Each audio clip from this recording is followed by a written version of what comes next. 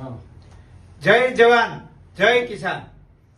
આજે અમે બધા જ કિસાન સહકાર સમિતિ જે એક આંદોલન લઈને સમગ્ર ગુજરાતના ખેડૂતોનો પ્રાણ પ્રશ્ન એવો દેવા માફી 2019નો પાક વીમોની ઝડપથી ચૂકવણી અને 200 મણ મગફળી સરકાર ખરીદે આ ત્રણ માંગને લઈને 10 ઓક્ટોબરથી જે શરૂઆત કરી છે જૂનાગઢથી અને પરેશભાઈના નેતૃત્વમાં એ અમે જે માંગ મૂકી અને સરકારે સુધી એ વાત પહોંચી ત્યારે સરકારે એ માંગને સમજવા માટે આમંત્રણ આપ્યું અને સમિતિ ગુજરાતના કૃષિ મંત્રી સુધી રૂબરૂ મળી અને આ ત્રણ મુદ્દાની રજૂઆત કરી છે।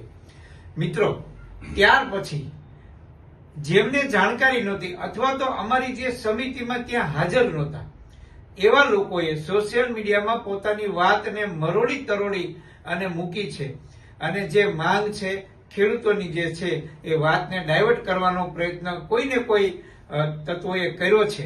એટલે આજે અમારે થોડાક ખુલાસા એની સામે કરવા છે। અમારી જે ત્રણ માંગ છે એ સરકાર જ્યાં સુધી ન સ્વીકારે ત્યાં સુધી ખેડૂતો વતી અમારી કિસાન સહકાર સમિતિ એ લડત ચાલુ રાખશે। પણ પરેશભાઈ ઉપર જે આક્ષેપો થયા છે કે તમે ગાંધીનગર જઈ પડીકું લઈ લીધું, કોઈએ 25 લાખ રૂપિયા લઈ લીધા, એવા ખુલ્લેઆમ મેસેજો અને આક્ષેપો કર્યા છે।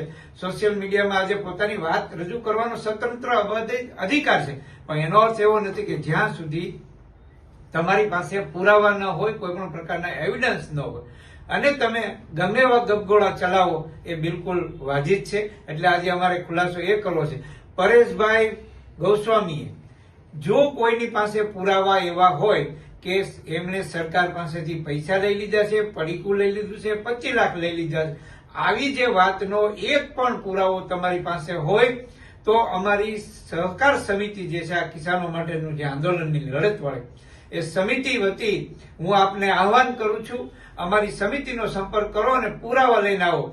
હું ડંકાની ચોટ ઉપર કહું છું સમિતિ વતી બધાને કે પરેશ ગોસ્વામીએ ક્યાંય પણ જો પૈસાની લાલચમાં આવી અને કોઈ કામ કર્યું હોય છે અથવા તો પૈસા ક્યાંયથી લીધા હશે તો જૂનાગઢની બજારમાં એને ટકો કરી અને ગધેડા ઉપર ફેરવવાની અમારી સમિતિએ આજે નિર્ણય લીધો છે। પણ એ પહેલા આપને પણ કહી દઉં છું કે વાહિયાત વાતો કરતા પહેલા પુરાવા સાથે રજૂ કરજો।